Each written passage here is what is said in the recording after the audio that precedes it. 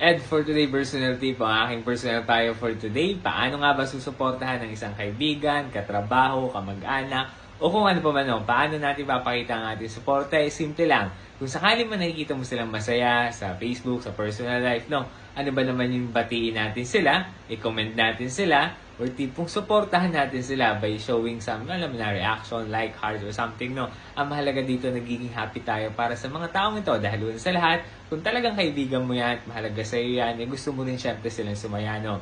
Kung meron kang dating ka-work na nasa ibang company na at masaya siya doon sa company na yun, nakikita mo yung mga posts niya and something, no, suportahan natin, i-like natin, kumustahin natin, kung may pagkakataon, no. Ang importante dito, para makita nila na tipong may taong sumusuporta sa kanila, may kaibigan na nandyan, para makita kung ano man yung na-appreciate, kung ano man yung naging achievement nila, no.